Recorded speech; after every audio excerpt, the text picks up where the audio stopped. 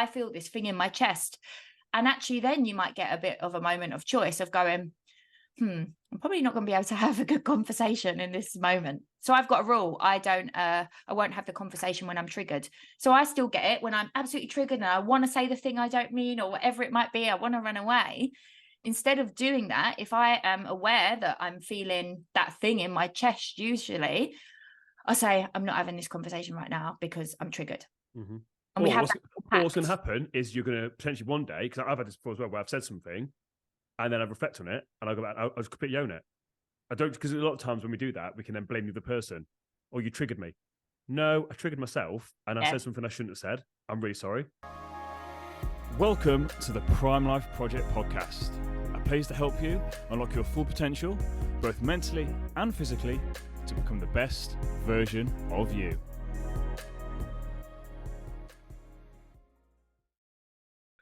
Welcome back to an episode of the Prime Life Project podcast. I'm your host, Daniel James, and today I've got a super special treat for you. Today we're going to be talking with somebody that I met at Mindset Maintenance earlier on this year. So for those of you that follow me on social media, you will know that I was a keynote speaker at an event down in Portsmouth called Mindset Maintenance, and I met this lovely individual down there. She was on a panel with 4 other women talking about their story, their journey to help empower the people that were there listening. And she only got 5 minutes. I was a little bit gutted because I want to hear more from her. So the only way I could get more from her is to get her on the podcast. So my guest today is Kady Gummerson. Kady, how are we? Hello, what an intro. Yes, you have a full, I'm not sure how long this is, but yeah, longer than 5 minutes of me today. Can't wait. But like I said, it was really interesting because your energy was fantastic, and I didn't get to speak to you much backstage, but the little bits that I did hear you talk on stage and then I interacted with you off stage, like you just had this amazing energy about you. And obviously we said just off air that actually you weren't feeling great that day, which again is kudos to you for actually showing up and smashing it anyway. But I was really, really curious because the stuff that you talk about is all about living a brave and authentic life, which I feel like a lot of people struggle with. I know that I certainly did, and I know that a lot of my audience struggle with this as well. But can you just give me a quick intro about what it is that you actually do? Yeah, because that's so vague, right? A brave, authentic life. What does that actually mean? And it is so unique to all of us. Like what I'm going to describe as my unique, authentic, brave life is going to be so different to you, right? But the pieces really are for me that are generalized is breaking free from and awareness of the doubts, the fears, the insecurities that keep you stuck and small and settling for less, trying to be liked, trying to be accepted over your truth, how you want to be. And it's blocking you from playing all out in life. It's blocking you from forming the true connections that are meant for you and the possibilities, the opportunities available when you are you, right? So again, that could be a brave, authentic life for me has been cancelling a wedding in the past, walking away from an entire wedding I booked in Ibiza, very toxic relationship, probably one of the bravest things I've ever done.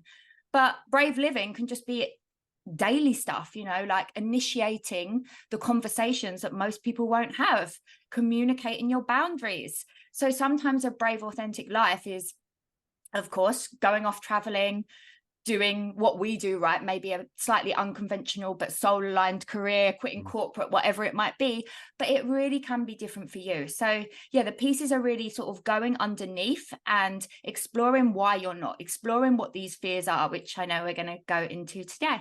There's like 3 main things we're going to cover today, and I said each one I'm looking forward to going into because I know that my audience can resonate with every single part of this, and I'm excited to go into them. But what kind of got you into this then? So what got you? You sort of mentioned there about a wedding that you cancelled. Like, what stage are you at in your life that kind of made you realize this isn't what I want to be doing? And because that's quite a brave decision, and one a lot of people will resonate with. They're at home right now and they're thinking, I'm kind of stuck. Like I feel like there's a block in my life. I'm not quite sure what it is. And obviously, we're not encouraging people to go out there and cancel weddings and break up with a partner. But for you personally, your story, what was it that kind of led you down this route? Yeah. Oh, God. I mean, for my entire 20s and probably teenage life as well, I was not living authentically at all. I was going along with the shoulds and I was settling in so many areas. And it was these fears of judgment, of rejection, this wounding deep down of not feeling good enough that kept me living that life, afraid to be myself. And so, what that looked like was strings of toxic, unhealthy relationships, situationships that I overstayed in because I was scared to leave. I was scared to put myself out there for what or who I really wanted. I didn't think I was good enough. So yeah, I found myself in a lot of those. Work-wise, I never felt good at what I did. And I actually job hopped a lot. I was a hairdresser for a long time. Then I worked in events, and I had so many jobs because I kept moving, because I was like, I don't feel good enough. I'm not enough. And none of it was me. The work stuff, it wasn't me. I was living in these areas that didn't light me up. I was just trying to go down the path that I thought I should be going down, like get in the relationship and get married and have a baby and buy a house and all of that stuff. I was trying to do that, but I wasn't acknowledging that I wasn't happy with these people, these partners in the past. I wasn't happy in the job that I was trying to climb up in the ladder for. And yeah, it all came crashing down, really, because I was wearing a mask in how I was showing up. There were so many parts of myself that I was hiding, because as I lived this very misaligned life, I was living in denial about so many things.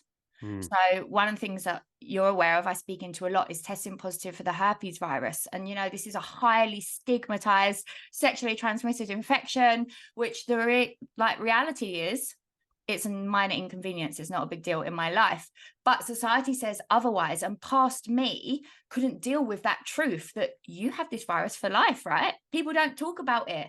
And so I kept it within.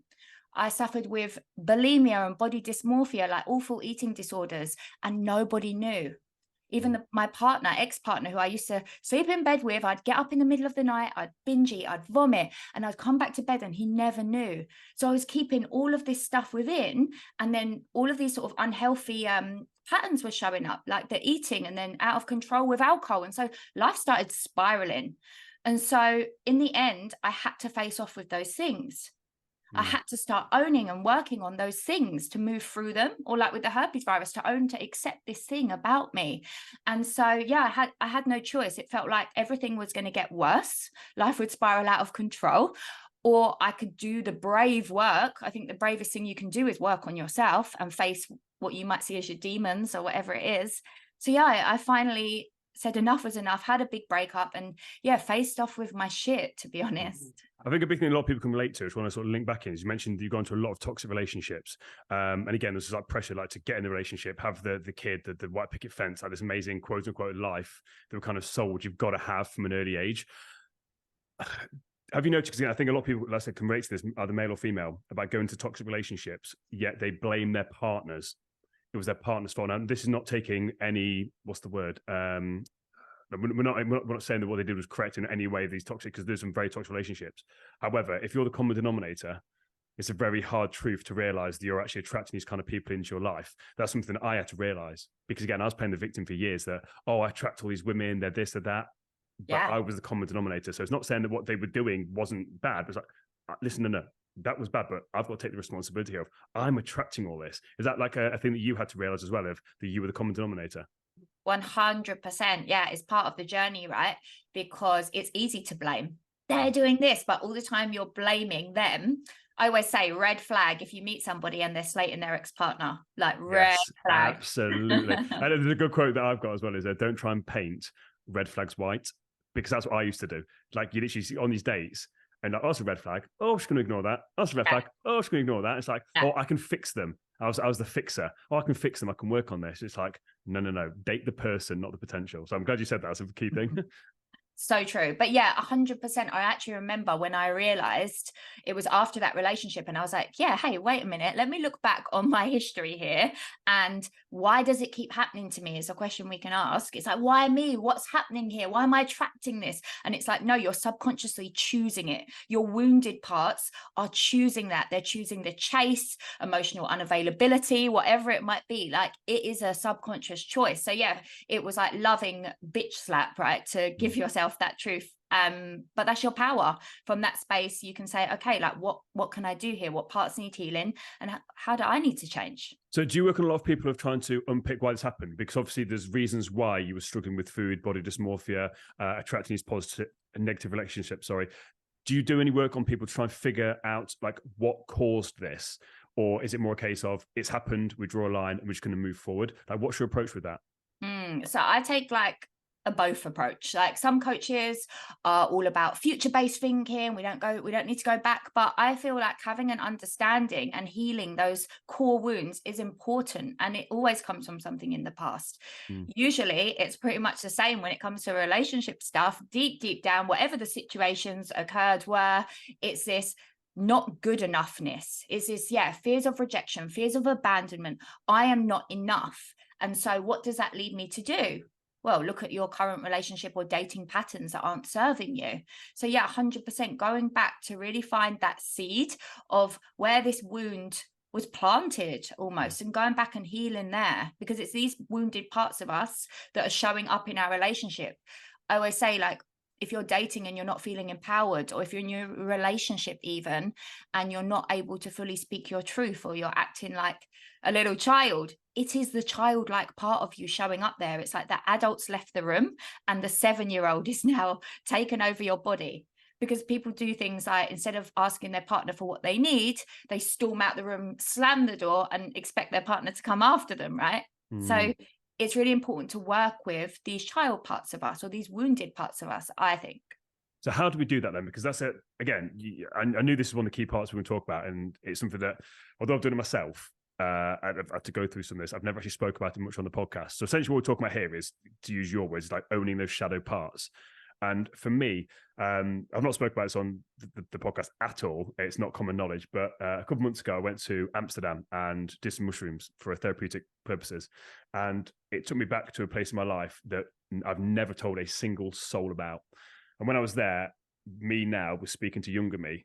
And I basically was having a conversation saying, we need to move past this, because this is stopping you living your life right now. And I then came out of that and realized that you've got to go back and heal certain parts that are then keeping you stuck. So for me, it was one of the most profound sort of realizations I've had. Like, I'm not going into more detail about that experience, but it was absolutely insane. But what does this then actually look like? Because for people, this is going to sound absolutely nuts. You've got to go and work with like the younger version of yourself. So let's just imagine people listening to this, I've got no idea what shadow work is. They've got no idea about inner child stuff. Can you give a basic understanding of like what this actually is and kind of what the process looks like? Yeah. So the two are linked, shadow and inner child, but they're not necessarily the same. So we'll start with inner child. So if we look back at you from the age of 0 to 21, I do inner child work all the way up to 21, because we're not yet adults till that point. And our inner teen also has a lot of wounds often and needs a lot of healing. So 0 to 21, all these past versions of you, they are not gone. They are not in the past. They are living in your psyche. So your subconscious. Our subconscious can control the majority of what we do in life. So everything that we're not aware of, all of like maybe ineffective beliefs, stories that you hold about yourself, past memories, everything that happened to you in your life, living in your subconscious. Without you having the awareness, it's all of this past stuff that's driving your current behavior. And so whatever happened with past you, maybe your mum and dad got divorced and you were 7, right? At the age of 7, you don't have your adult brain. You don't realize, oh, they got divorced because of their own relationship. We think everything's our fault. Everything is our fault at that age.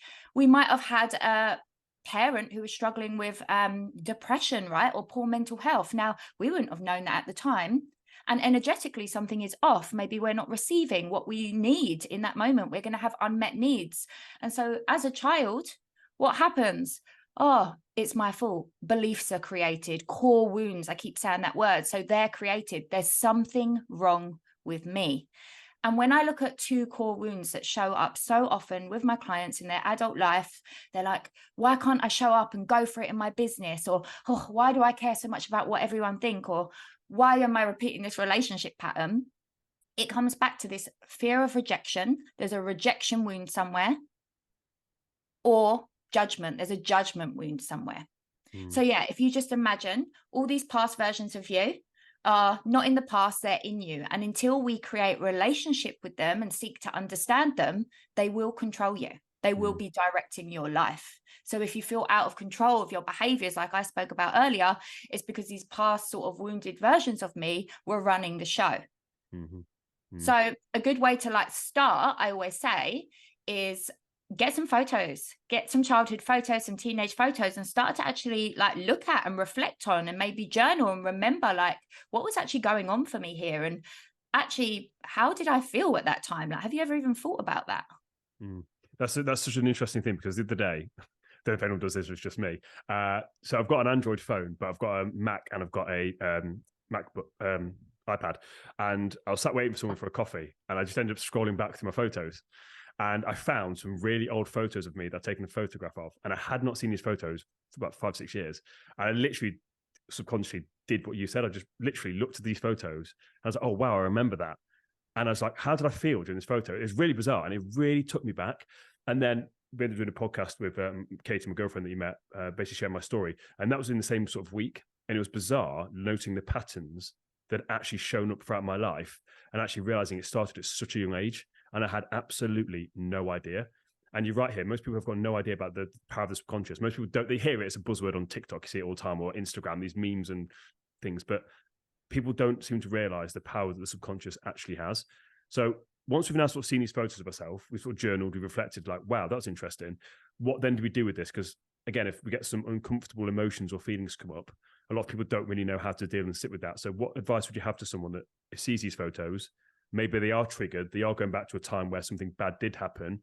What then do you advise that people do in that situation? Yeah, so it probably is going to happen, right? No matter if you had what you perceive as big trauma, we also have small t traumas, which are the smaller experiences that had this big emotional effect on you. You might say, oh, that was just a silly little thing. Someone just made a comment.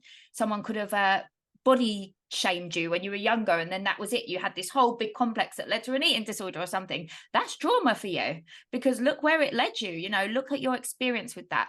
And so, yeah, stuff will probably come up. So if you are open to working with a coach, a therapist, a healer, do it. Have somebody hold space for you, because that way it feels safer to come up.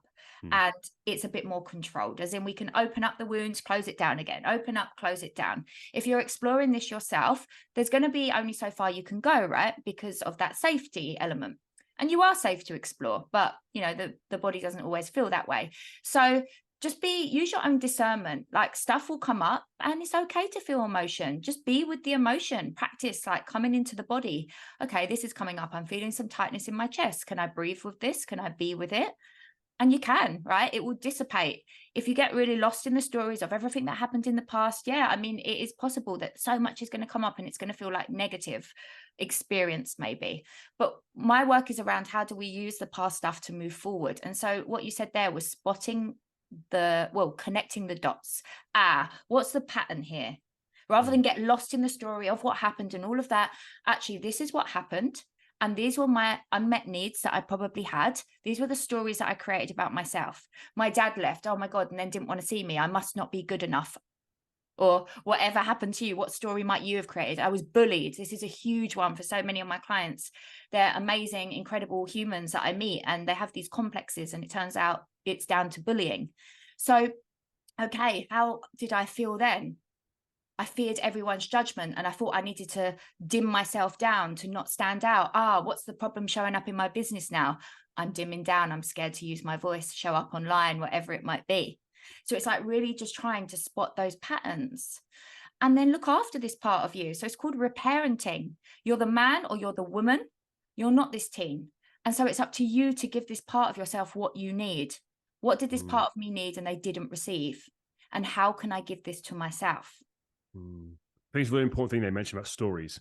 Yeah. Because again, we create stories. And as you mentioned earlier on, at that age, we make everything about us. And I think sometimes we invalidate our quote unquote small traumas because we think that it's only big traumas that can have an impact on us. But again, it doesn't necessarily even have to be a thing that happened. It's how you interpreted that thing. So I've said stuff in this podcast before that my parents, quite frankly, didn't agree with. But I was like, it's my truth. I'm not saying you're a bad parent at all, because they weren't. They're incredible. But stuff would have happened. Then I've internalized it. I've created a story around it. And then that's then become my reality. And I think actually when you can realize that, and actually, because a lot of the time we blame our parents for stuff, but actually when you look at it and you can actually come from that place of softness and exploration, you realize that your parents were actually doing the best with what they had at that time. They didn't realize what they were doing because, again, no one really knows what they're doing, even as adults. Everyone's just winging it when we realize. But actually, it's understanding that it's the stories we create. And the problem is we hold on to those stories because, well, who are we going to be without this story? If I'm not the victim, well, then what am I? Because then it's almost forcing people to then step into the light again. Whereas actually it's easier to be small and play the victim. Do you find that tends to happen a lot? Because I had it, again, during my personal training career where you've got people that, 100, 200 pounds overweight, and they've created this story and this narrative that actually if they drop the body fat, that somehow they're going to lose their identity, and it causes a massive uproar for them. But yes, that's external, but a lot of us are carrying that baggage internally as well. Would you agree? Yeah, 100%. Like if we get clear on these stories that live in the subconscious and we actually bring them into the light and we take a look at them, we can say, do you know what? That's stupid.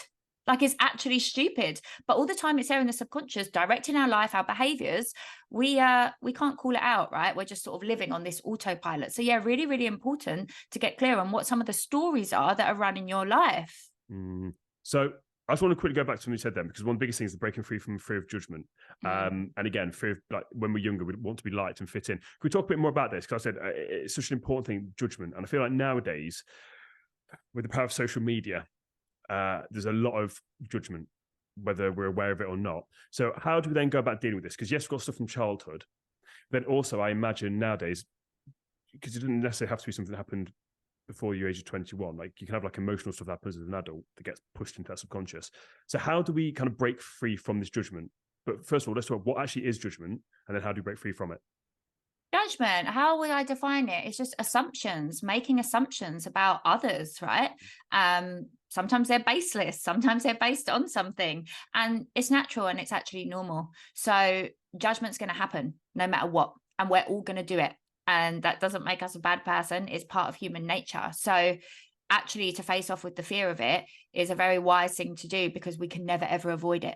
And most people go to any lengths and play so small and get really stuck in their life and frustrated. They're not where they want to be, but they're fearing this thing, which is happening inevitably, right? It's going to happen no matter what. So we all do it.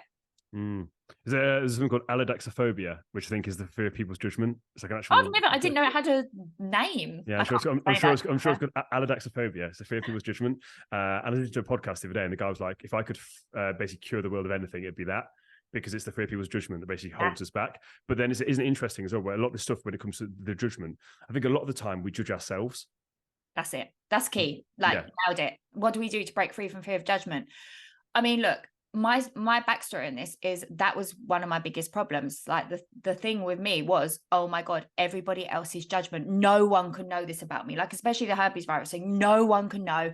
I need to portray this image. The story was I need to be perfect in order to be loved, liked, accepted. So things like having an eating disorder and testing positive for a stigmatized STI, that was not okay for me, right? Because what will people say? And that's the question. What judgment are you fearing? What is the worst thing that you could actually hear somebody say about you? Or if they were going to think something, what is the worst thing? And there we go. There's your work. Because it's not about them thinking it, it's about you and your lack of, and this ties to the shadow work, your lack of acceptance over this thing. So think about it, like, what am I avoiding hearing? Where am I not showing up as I want to in life? Like, in what area? Maybe it's with friends, maybe it's at work, maybe it's social media as a result of work, in relationship. And what is the judgment that I really don't want to hear? You might even not want to think it or write it down. But when we point the finger and we say, they're going to think that, oh my God, they're going to say that, one finger points at them and three are pointing back at you. I think that. It's not that they think it, they could do, but it's that you think it. And if they think it, but you've done the work to accept it in you, you don't care. And this is how I've got to this liberated, this place of liberation with so many aspects of myself that were once the things that I was like, no one can know, deepest, darkest shadows, so much shame, because actually I stopped going, oh my God, they're going to think it. What if they think it? And think, why do I think this? Like, where does this even come from? To move into, this is shadow work, ownership of these parts that we believe are wrong, bad, make us lesser, make us unlovable, make us unworthy. So this is deep stuff, but we've all got them. It's just actually up again, like where's that come from? I think you hit on some key points there, is because I listened to something again, for all social media's faults. I do dislike social media a lot. However, when you do the work on social media to make it a positive place, like whenever I'm stuck scrolling now, all stuff that comes up is either comedy or educational stuff. So if I'm scrolling, I am going to be laughing or learning something. And something really powerful came up the other day where basically there was a gentleman on stage and he basically went to this random person in the audience, I hate your blue hair. And the person was like, what? He's like, I hate your blue hair. It's disgusting. And she was like, what? He goes, I don't have blue hair. He goes, exactly. It's like, that's the thing. So people are going around saying this stuff. And the only reason why it bothers us is because we believe it about ourselves. So I could say anything to you right now, but what? I'm not that. What are you on about? Like, that's the thing. But we are so conditioned to not actually explore these areas of ourselves. The way that I see this is like 8 Mile. I talk about this all the time on the podcast. Like that's final scene in 8 Mile, where basically he goes up on stage, he's in the rap battle, he takes the microphone, he basically tells this guy, yes, I'm this, yes, I'm that, yes, yes, yes, yes, yes. Now what are you going to say? That for me is the place you want to get to in life, where you can be like, yes, I'm all those things. So what? And again, when it comes to stuff like, exactly, when it comes to stuff like the herpes virus, if someone's going to say something or judge you, do you really want them in your life? I know it's a really easy thing to say, obviously, when we're at the place of awareness. But again, same with your friends. If your friends are going to judge you, are they really your friends? Do you really want them in your life? If you speaking your truth is going to cause your partner to get aggressive and angry, do you want that kind of person in your life? And we don't kind of stop to ask these questions. Like the people that are going to judge us and make us feel a certain way, do we actually want them in our life? And most of the time the answer would be no, I would say. Yeah, I totally hear you. And what I feel I experienced myself and what I feel with clients is they can say that logically. Like if we look at the relationship thing, oh God, my partner's always tearing me down, whatever it might be, it doesn't make me feel good. Like I shouldn't make space in my life for someone like that. But again, it's this wound. So why do I, right? Yeah. Why And that's it. Because yeah. it's just what they say to their friends, don't they? Oh, I'm done with him. Or they put it on social media and then they get back with them. And what happens is you make yourself look worse. Because I think a lot of time you're putting it out there. So I didn't interrupt you there, but so many people do this and they don't even realize. So I didn't interrupt you there, but it's true. It's true. And you know what I used to like call myself out so much here. Like I'm in a beautiful, healthy, amazing relationship now. But like I said, I've had my fair share of the shit ones. And that wasn't just about them. It was very much about me as well. And what was I doing? The same thing as well. I was saying one thing like, yeah, I don't have space in my life for this and that, but yet I couldn't help it. It felt at the time because of these wounded parts. So let's stick on the relationship part, because like I said, I'm thinking of my audience here. I think a lot of people, again, massive generalization, because it's obviously the more people that speak to me. So most people that are speaking to me, they feel very stuck in relationships that they kind of know aren't necessarily great, but they then, as you sort of mentioned, like, yeah, I shouldn't have to put up with this, but they kind of do. How would you advise, again, it's almost like going back to past self, how would you advise people kind of work through this? Because again, you don't just want to say to people, oh, break up with your partner, because that's not, again, if you can work through it. But how do you go about doing this, especially if it's a woman is having an issue with a man? And this is me speaking from old Daniel. Most guys aren't in a place to hear constructive feedback, even if it could save their relationship and make them better. So how do we do that dance? Because it's a very, very delicate dance of getting your needs met versus making sure the relationship gets saved versus like the bigger picture of it all. Does that make sense? Yeah, I think so. So you're basically saying like, if you're in relationship and I'm the woman, let's say, and my partner isn't meeting my needs, how do I go about that? Yeah. So like you just mentioned there, like they aren't treating you properly. They aren't necessarily respecting you, or they make you feel a certain way. Like how do you go about like do something about that? Yeah. So if I take myself back to me, and I also work with a lot of women in these positions, right? We want to look at like, where are we actually using our voice and speaking our needs? Like, are they? Because usually it's a no, not their truth. There's a fear there around actually speaking it. And so they're not, or maybe they are, and it is not being received. So it depends. If the relationship is, say that it's not being received and you've been saying it a few times, you get to change your approach, right? If you really believe in this relationship, but you're like, this isn't, you're wanting to work at it, basically. Change your approach of communication. Like sometimes you can be like a fly banging against the window, doing the same thing, saying the same thing. This is why men say women nag, because they just do the same thing over and over again. Change your approach, different results, right? So maybe you do need to change your approach. Maybe if you're not really speaking up and saying what it is you really desire, because deep down there's a part of you, what if they leave? What if I'm on my own? Oh my God, I couldn't find anyone else. It's about really actually doing the work to, again, work with that wounded part of you that's scared to speak up. It's always like this past child part, and actually step into the woman. Like, who is the woman and who is the child that's scared? And actually let the woman have this conversation. Hey, like, this is how I've been feeling. This is what I really need from you. If you're having those conversations and it isn't being received, you're inviting them to also share with you. Like, hey, how do you feel about this? What do you need from me? You have a choice. Are you going to keep going around in this circle, trying your different approaches? You're putting in the work and you're not getting anywhere. You're never going to get anywhere, right? And that's maybe your cue to leave, because yeah, there is two sides to everything, right? And two people have their say, but sometimes people are in relationship and actually they're just fearing being alone. They're fearing being Yes. alone. They're fearing, oh my God, I won't meet anyone else. So why did I stay in so many toxic relationships? I waited till things got so bad, like violence, cheating. I waited till inexcusable things happened for me to leave. And looking back, why? Because I was so fearing being alone. The stories were, what if nobody else wants me? What if I'm never going to meet anybody? I'm going to end up alone. And that was keeping me stuck. So underneath the surface, what are those really big fears there for you? That's honestly, you said some absolute gold stuff there. So I just want to sort of go back and recap some of the stuff you said there. Like changing approach is critical. And I also say to people as well, and again, it's making a massive judgment statement. Normally when women communicate with men, they don't communicate on their level. Like we need it basic, very, very basic. A lot of the time, again, guys are very unemotionally available, emotionally unavailable. They're not very self-aware. So, but women tend to be a bit more self-aware. So if you're trying to communicate with a guy on your level, it's not going to be received because they're not going to hear what you're saying. So you've got to change your approach and actually communicate it effectively. I love two things that you said there. The first one was actually expressing like what you need. Like, what do you need? Like, what do you need? And then the second thing is like, what do you need from me? So here's what I need. And then what do you need from me? Because that's a really important thing. It's like, I'm not having my needs met.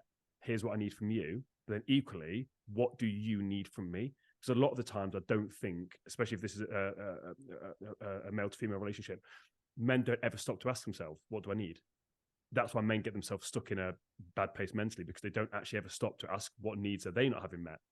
So I think that two very powerful things you said there. But when it comes to us ourselves, whether we are male or female, how do we look at our needs that aren't being met? Because someone might be listening to this right now and be like, what these needs we're talking about here? Like, well, how the hell do I figure this out? So obviously for me and you, it's quite, we know what we're talking about. For the complete beginner here, it's like, what do you mean I'm not having needs met? So what kind of needs might we not be having met? I mean, look, I still get confused. Like, what do I need? I'm in a relationship again now. We've done a lot of work to have these more conscious, self-aware, honest, scary conversations. And it hasn't been easy. Like we've learned together, right? My partner has stumbled through awkwardly, got it wrong sometimes. And a question that if we're sort of having a bit of conflict, a question that we both ask now is, okay, so what do you need?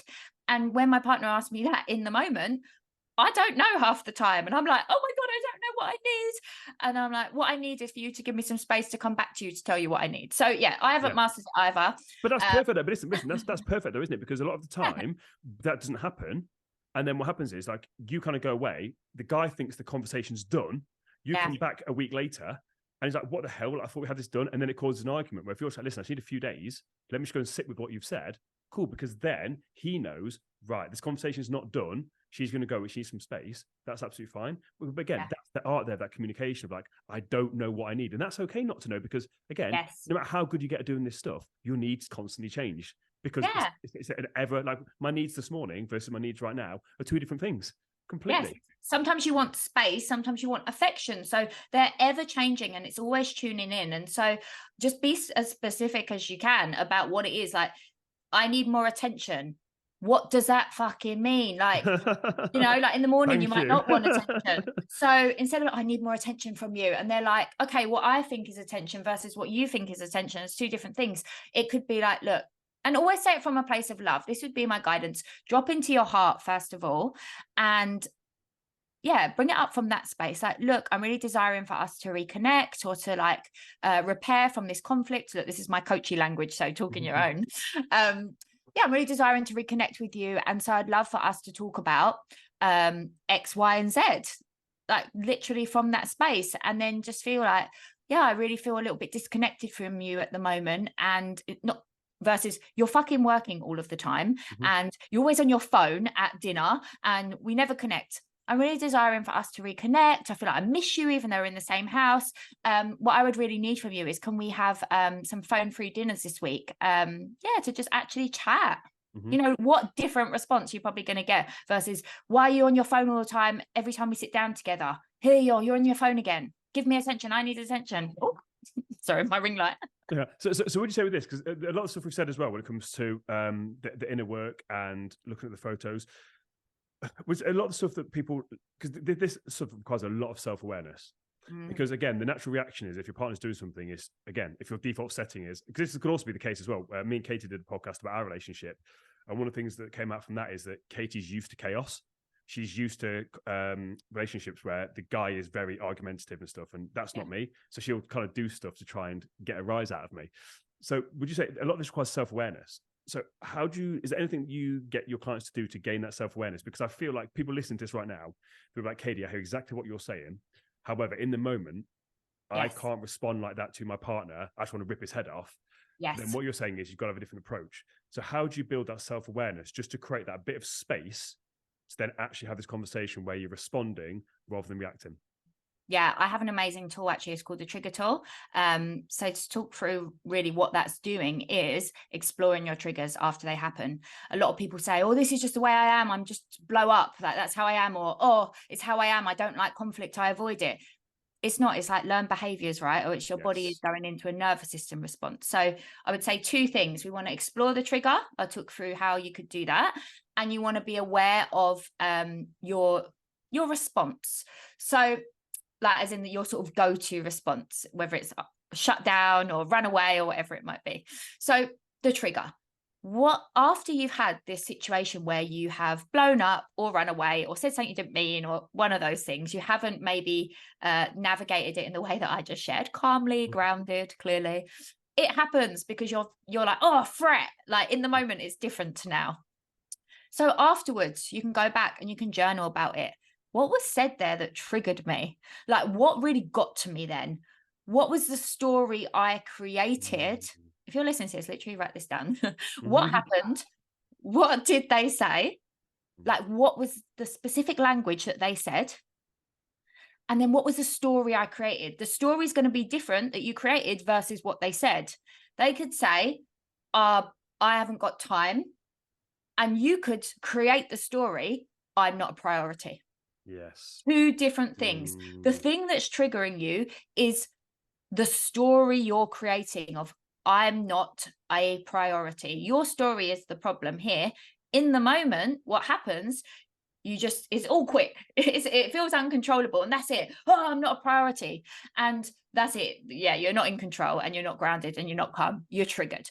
But the more that you stop after every single one of these maybe conflicts, it doesn't go the way you want to, and you actually explore it, don't just ignore it, you're building that self-awareness. And like you say, self-awareness is what precedes choice. So you get that space to actually stop. A lot of my clients are like women that are quite fiery. They've known themselves to be. And by doing this work and them actually really taking the time to always go back, explore, well, what was triggering me there? They've got this pause. They've got access to this pause to choose differently. And to bring it back to the child parts again, everyone's going to be like, oh God, this woman is obsessed within a child. Because guess what? Often it always does come back here. When did you first remember feeling enter your story, not a priority? When did you first remember feeling that? Or whatever the story is, not loved, not cared for, not respected. Because the surface level thing, this argument, which is probably about nothing, probably about dishes or some stupid social media thing these days, actually, it's not really about that. The wound that's being triggered here is something from the past. Again, it's this past version of you that's rising up. So that's the trigger side of things. Does that make sense? Yeah, 100%. Well, just before we go into the second part, I want to, because again, this is absolute gold for what you're saying here. Then again, I knew we were going to go down some amazing paths here. Like you are absolutely smashing this.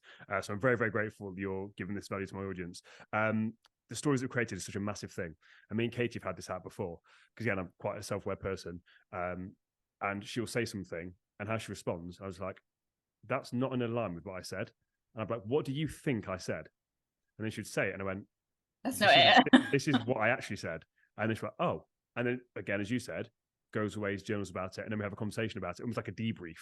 Because yeah, it's really interesting when you actually start to notice. And I love something you said here. It's absolute gold, and I've not heard this said before. Self-awareness precedes choice. Self-awareness precedes choice. That's absolutely beautiful. And again, I think a lot of people lack that, because what people want is choice. They don't realize they have a choice, and they don't realize they have a choice because they're so caught up in that trigger action cycle that they don't allow themselves that time to actually respond differently. It's just react, autopilot. And even if their point is valid, if they're reacting and it gets their back up, or they say the wrong thing because they're angry in the heat of the moment, they can then become the bad person. So even though they've got a very valid point, they say something, their partner then gets triggered, and then suddenly they're now getting shouted at for something that wasn't their fault in the first place. It's very bizarre. So I just want to recap on some stuff there because that was gold. So once we've explored the trigger, what would you say the next step of that is then? Well, yeah, I think after you've explored the trigger, it's then you get to have another conversation when you're not triggered. What happens in conflict is it can come out of nowhere, right? And then you're like you say, one triggers another, and then no one's like acting how they're proud of, or that it gets messy. And so after you've explored it, you could go back and actually ask for consent for the conversation. Like, hey, the other day, like, I didn't really want to speak in that way. Lots was coming up for me. Like, can we have another chat? I'd really, X, Y, and Z. So I'd say that's the next bit. Then going back when you're calmer and actually being able to have that conversation with your newfound self-awareness. But the other part of it was around, your response. Like, are you a fiery person? Are you the person who blows up or the person who shuts down? So what are you? Now, we can react differently all the time, but I tend to feel like we have got these stories, these identities for ourselves, like, oh, I'm an angry one and I just blow up and I can't help it, for example, versus the one who's like, don't like conflict, avoid. And I just want to say none of these things are worse than the other. Just because you're fiery, maybe, or your partner's fiery, and the other one is, oh, I don't like conflict and I just don't go there. If you're not having these real honest conversations, someone's being passive aggressive, just making little comments. They don't like arguing, but they're just throwing little comments out there. And somebody else isn't doing any of it. They're running off, they're avoiding, and they're not saying anything they really feel or want or need because they're so scared of conflict. So there can be a lot of shame around being the angry one or the one who loses it a bit. And I'm not saying it's great and healthy, but none of these patterns are. And we kind of all do have a go-to pattern. Like, can you tell what one you are in conflict when you're triggered? And it's asking yourself again, there's nothing right or wrong about it, but is it getting you the response that you want? So again, there's nothing wrong being fiery, because sometimes you need to be fiery. But it's like, if you then aren't in control of that, and then you're always getting fiery with your partner, but you're then not getting the response that you want, okay, then maybe, again, you need a different approach. You need to ask yourself, well, why am I getting so angry and so fiery in this situation? Because actually at work, you might need to be super fiery. There's nothing wrong with it. Like, it's all contextual. But then for me, it's like, especially when it comes to like your paradigm as well, this subconscious programming, it's not good or bad. It's just, are you getting the results in your life that you want? If the answer is no, that's when you've got to then start unpicking. Are you getting the results you want in your relationship? No, go and unpick it. Are you where you want to be in your career? No, go and unpick it. Because the answer might be yes. You might be in a great relationship. You've got all the money in the world that you could possibly want. Life is amazing, and you've got no problems. If you are, congratulations, but that's not most people. But do you know what I mean? So a lot of this stuff, do you know what I mean? There's nothing good or bad about it. It's like, well, it's contextual. Is your relationship where you want it to be? Yeah, 100%. Because the reason I say it is I think when we look at the angry person, especially for women, because women aren't meant to be angry, right? You're not meant to be crazy or angry, and you're meant to be, it's more appropriate for a man to be angry. Oh, you're psycho. It's like, raging women is like, there's a lot of shame. So when I work with clients who see themselves as like having a temper, they feel a lot of shame. So that's why I say it, because I'm not saying it's okay. It's contextual, but there's no, in a relationship, if you're raging and your partner's passive aggressive, just making little comments, then no one's better. You're both needing to move towards more like healthy communication. So have awareness around what your style is of when you're triggered. Like, I used to be the comments, and I used to think, oh, I don't argued a lot in my past, did a lot of work, not confrontational now, don't shout, don't name call, any of that stuff ever. There's me thinking, oh yeah, I'm all great. And actually when I explored it, I was making these little digs at my partner, and that's not cool, right? So it's like, okay, take ownership of where you're at, what's your go-to, because then you can catch yourself in the moment. The reason this happens is a nervous system response. It's like, it's normal. Fight, argue, flight, run away, avoid the conflict, freeze, shut down. Sometimes you can't even speak or find your voice. That could happen if someone says, what do you need? And you're like, it can feel so unsafe to actually tell someone what you need, because you've never done it. No one's never asked you that question before.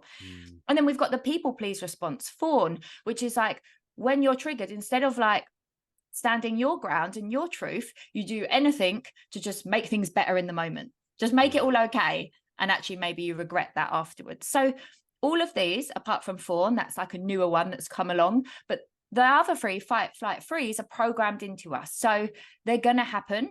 And when you're triggered, what's happening is, this is your body, your nervous system's response, one of these things. So it's always going to happen.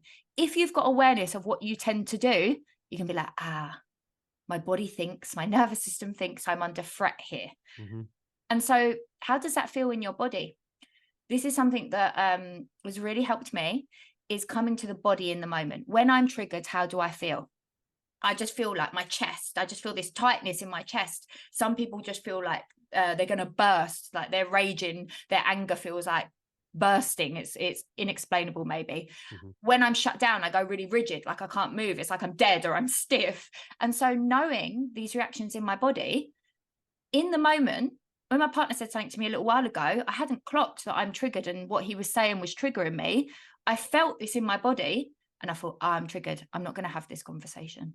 Mm. So rather than be like, oh, I don't know if I can communicate in a grounded way right now, I'm triggered, it's all too fast. If you just become more body aware of how you feel when you're triggered, in the moment, you're going to go, oh, I'm triggered. Like I feel this thing in my belly. I feel this thing in my chest.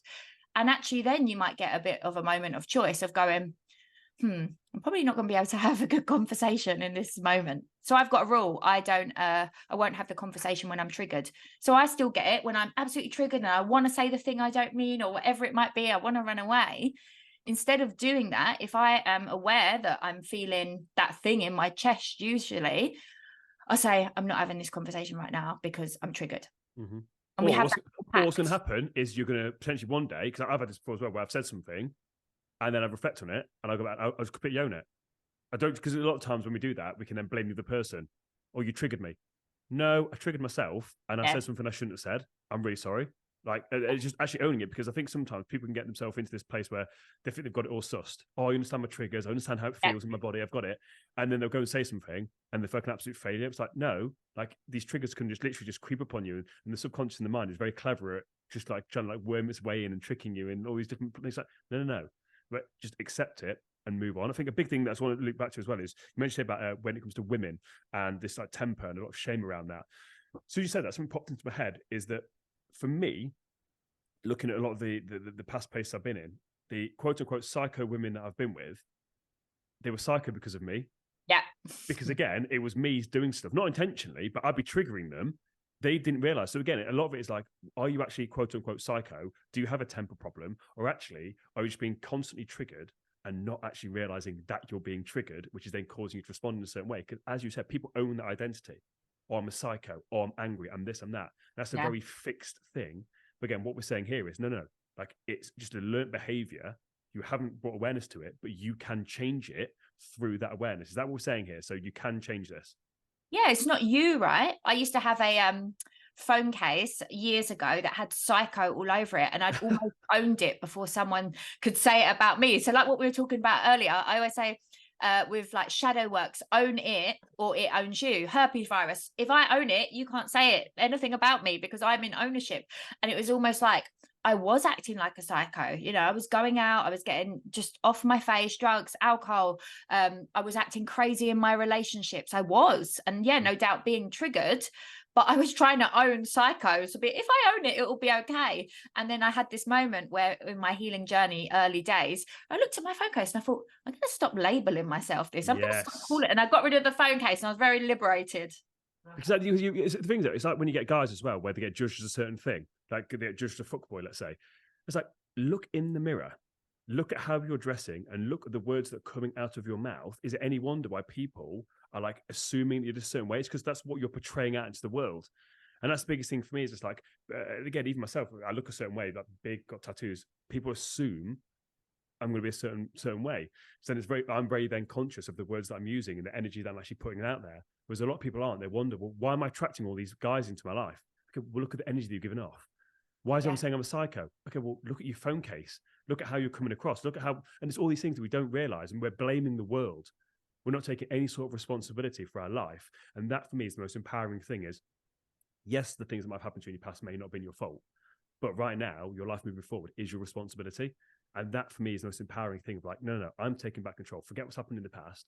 Right now, from this moment, I'm deciding I'm in control and I'm going to actually take responsibility for my life. It's so, so powerful. Can we just link back into just sort of wrap this conversation up? Because I think a conversation around herpes, the conversation you have about this is incredible. I think there's a lot of people because it's massively stigmatized.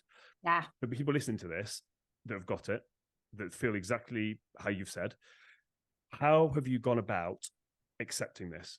because, as I said, society does a terrible job of anything to do with sex, STIs, and all that stuff. They put the fear of God into you in year whatever it is now, and do you know what I mean, like, you think your knob's going to drop off or all this sort of stuff. Do you know what I mean? It's crazy. Can we talk about herpes? Can we talk about what it's like living with it? And for people that are listening to this right now that are stuck in that shame, how can they actually start to own this and start to live a more sexually fulfilling life? Yeah, so I just love to speak about this because I didn't hear it. And I think, like, even just listening to this, somebody speaking openly about it, and somebody who doesn't test positive for it, having the conversation, like, not being awkward and weird as well, right? You wanting to talk about this, I think that's healing in itself. So I think this is amazing. And I needed it, and I didn't see it. There was no one that I could relate to when I was going through my stuff with it that, yeah, it felt like me. There was just like some random person on the internet that I was just like, they're not like me. You know, where's the young people my age who are relatable? So, how does it, living with it now is not a thing in my life. I'm in a relationship. My partner doesn't test positive, and yeah, and it doesn't affect my life. It can be a minor inconvenience if you have symptoms. I often don't, and that's that. The problem I see in most people with the herpes virus is the psychological aspect, the emotional aspect, the mental. It's not the physical. But society teaches us, oh my God, it's going to be the worst thing ever. And if somebody is like not relating to what I say, who test positive and they are having really bad symptoms, what's triggering your symptoms is stress and your bullshit stories, emotional like stress, and yeah. That's why. So if you're experiencing that strong physical symptoms or recurrent outbreaks, because that's what happens, you could, it's not always there on your body. It can happen once, it can happen 20 million times in your life. But why? Because you're stressing, because you're not dealing with your emotions. So I see it as a completely psychological, emotional thing. So that's how I did the work, right? I, first of all, went there. This thing that I'd pushed down, I wasn't just like, oh God, I've contracted the virus and now I'm going to do this work to own it. No, I would love to say that. But what I did was I pushed it down and lived in denial. The stories that existed for me during that time when no one's going to want me, this depreciates my value as a human, I'm not good enough, oh my God, this confirms that I'm unworthy, I need to settle for less in jobs, for pay, and definitely in relationship. No one can know this about me, I'm disgusting. That was the problem, not the herpes virus, those stories. And I let them stories rule my life for a long, long time, and explained how it then spiraled out of control as a result. And so to do the work actually meant listening to those stories. They'd been buzzing around in my subconscious for years and years, but I'd never really faced off with them and done the work to explore them and challenge them. And that was really confronting because they felt very true, but they weren't true. They're not the truth. They just felt true for me. So I actually really went back and thought, well, where does this come from? Feeling not good enough, feeling like I'm disgusting, feeling like no one's going to want me. Guess what? I felt that way before the herpes virus. I blamed the herpes virus. Oh my God, it's this thing coming along. But I was already settling in life. I already felt unworthy. So yeah, it did have an effect for sure, but it wasn't just about that. So again, I ended up at these wounded parts of self who always felt not good enough, who always felt insecure, who worried, would I ever be lovable? That was happening as a teenager before the herpes virus.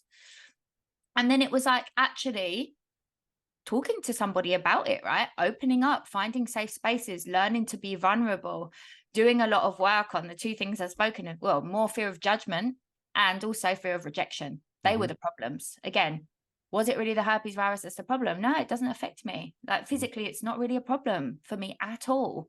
But fear of rejection was a problem. I can't tell a man this, someone I'm dating this, because they're not going to want me. Oh my God, I can't handle receiving a no from them. That's going to make me feel not good enough. And then the judgment. No one can know this about me because, oh my God, I can't handle what people will think. So that was my work, those two things. And whether it's herpes or whether it's something else, there are the things that are actually the problem. It's not really about the herpes virus. It's about these things. Yeah. So I'm just going to be completely honest and transparent here. I wasn't sure I was going to mention this on the podcast. I've never spoke about it to anybody in my life. Well, I have obviously in my life, but on the podcast, I've got herpes as well. Oh my God. So Joey said that there about two people that talk about it, like I've got it. So Joey sort of mentioned it there, but that's why I was asking the conversation, because I want to see where you took the conversation, and I was going to then chime in at the end. And the whole time you were talking there, I was just like, I'm gonna be Billy bullshit if I don't fucking step up here and own it, because I've owned it in my life. It's just actually talking about on the podcast, because it's like it's no one's fucking business. But actually, with what you just said there, if it helps someone else that's listening to this, that listens to me and follows me, then there we go. Then it sort of helps. And all the stuff that you said is the exact same thing as well, of like the shame, fear of rejection, what people are going to say. And that's why you might have clocked it earlier on when you mentioned on the podcast. I then basically sort of said, like, if people are going to judge you for having herpes, that's a them problem, because that's basically where I've got to in my life. It's like, people are going to judge me, it's a fucking them problem. I don't want them in my life. So there we go. Oh my God, I'm celebrating you so much. And you know what? This has happened so many times. I mean, not always on a podcast, but I have the conversation with somebody else and then they're like, me too. And, you know, I just want to go back and tell past me who thought I'm the only one. It's only me. But that's the problem, because no one talks about it. This is the thing. And you actually do the research on it. If anyone that's listening, go and do the research on the amount of people who've actually got it. And it's just dormant. They've got it, they have it, but it's just dormant, meaning they haven't actually had an outbreak yet. And the thing is, people just do not talk about it. And then when they do get it, they feel like they're the only ones, especially women. So again, I've spoke to women. Again, it's amazing how many people come to me and open up about it. And it's like, fucking hell, like, if you're drawn to me to talk about it, because I don't tell people unless it's relevant in conversation. And they're talking about, I've got such a problem around this. I'm like, well, I've got it as well. And they're like, what the fuck? I'm like, no one talks about it. Shame can literally be shit all over it in that one moment when somebody else says, me too. Because they think they're the only one. So again, I went on a course. God, it's one of the courses that changed my life, where basically you sit in a room full of about 8 strangers and you basically, for an hour solid, share your story. And basically people take notes and they basically just call you out on your bullshit, essentially. And it's like a whole week-long thing. And then there's this lady there who was morbidly obese, and she basically broke down, and basically her whole thing was she had herpes. She had it when she was really, really young. And basically she was in her 60s, and her whole thing was about how disgusting she was and blah, blah, blah. She had a full-on breakdown. And she whispered in her ear, like, I've got it too. And she'd gone her entire life not ever knowing anyone else that had it. So she literally thought she was the only person that had it. Oh my God. And I'm just like, that's the power of it. And like I said, I haven't necessarily stepped into it as much as you have, about talking about on social media and the podcast and stuff, but I will always own it. So if someone is bringing it up in conversation, I will talk about it. I wasn't sure if I was going to mention it on the podcast, but again, it's been a safe space. I'm like, man, you know what? You've added such value on it. And I'm like, I can help some people here as well. So I've got to step into it to talk about. You totally will have. And, you know, I love that. Like, it's not everyone's path to go public. And like, I did sort of this big announcement. And, you know, that was like a calling that I had within. That's not to say that's what everybody needs to do. I think just to feel liberated to share with people, if you're dating or people in your life, you know, that you feel need to know, is more than enough. But yeah, I'm glad there are a few voices out there willing to sort of put it out there a little bit more publicly, because it's going to be so healing to hear. So yeah, just I'm not surprised, because it is so common. And actually, something I want to say is, you see the statistics and you see that it's common, but when you're stuck in your story about I'm the only one and I'm disgusting and this is going to mean that, like, you're not actually relating. You know, you're like, I see. Look at the facts. Look at the facts. Yeah. It's not a logical thing. It's your emotional experience. So to see humans, real humans, especially relatable ones, talking about it, it makes the statistics seem real. It backs up that number, right? Because that's the thing. I genuinely, I think about it all the time. When I walk around town, I like to people watch. And I think about that. I'm like, how many people are walking around here not owning it? Meaning that they literally, that they feel such shame, such guilt. And again, when it talks like sexual empowerment as well, I think there's so much shame around sexuality as well. We didn't even touch on that, but then that kind of like links into the herpes thing as well. All these past stories that we've created, it just kind of adds, as you mentioned, herpes isn't the problem. It's the narrative that you've been telling yourself. Herpes is now just a thing that you can then blame and have a physical thing as well. That's the problem. No, it's not. There was problems there beforehand. This is just highlighted it and brought it to the surface. Yeah, we can almost call it, I always call herpes virus a gift in strange wrapping paper, because it really is. Like, it's been a gift in my life now, because this is what led me to live a brave, authentic life. This is what led me to actually say, I'm going to go for the type of relationships I want to. I'm going to use my voice, learn to be vulnerable and heal these old parts of me. And, you know, if I didn't get the herpes virus, I wouldn't have done that. I would have just stayed settling and stuff. So if someone is struggling now and, like, you know, we're talking from this place of feeling comfortable and acceptant, that can feel really far out of reach and maybe even triggering. But can it be inspiring for you that, like, oh my God, all the things that we shared, the thoughts that I had, that you had too, like, it's I don't want to say normal, but it's almost like part of breaking through a stigma, and you can get to this space, and it's going to be a journey. It brought me to my knees sometimes emotionally, but it could be one of the best things to ever happen to you. It really, really could be. One of my favorite quotes is life happens for you, but in order for it to happen for you, it has to happen to you first. And that's the thing. Like once you go through it happening to you, you come out the other side, you see that everything happens for you. Everything, no matter how bad it is, there's a reason why it's happened to you. And it's up to you whether you decide to make it mean something. So again, I believe that there's meaning in everything, especially this as well.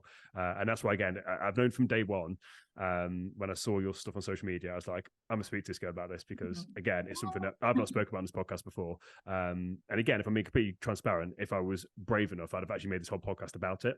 But I wasn't there yet. So I just wanted to put it in there at the end. And potentially, who knows, like have you back on again to actually talk about it in more detail. Yes, I think that's really, really fucking brave. I hope you feel really liberated after. Like you say, you're talking about it anyway, but to do it, on your podcast is a different story for other people. We're talking about living an authentic life. So that was, very authentic of you. At least you practice what you preach. But this is the thing for me. And this is where the conflict came in my head, because it's like, I have owned it. Yeah. As you said, do I want the people listening to this podcast to know? Complete strangers, and again, the amount they listen to it, it's like, that was the conflict for me. Yes. Because I've owned it in my personal life. Yes. So, but then in my head, it's like, well, actually, what's my mission? My mission is to shine light where there's darkness. So, okay, if I can do that, let's go. So again, I was having a conversation internally. So people listen to, I've had the whole episode, I've had that internal conflict going on. And I've had to, so again, but we talk about it, don't we? But then people actually see us, oh no, we actually are human beings. And actually, we have our own stuff, our own process. Exactly. What's the perfect place to sing. Obviously, Kady, this has genuinely been an incredible conversation. Where can people find out more information about you if they want to connect, if they want to reach out?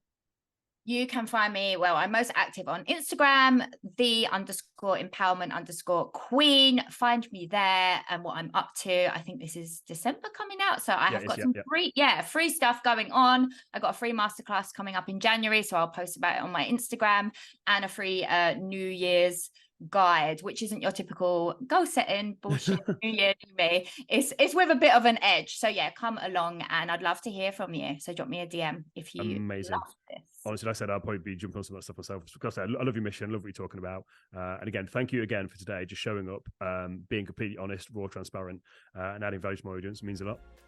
Thank you, darling. And yes, I'll come back for herpes specific if you're up for it. Absolutely.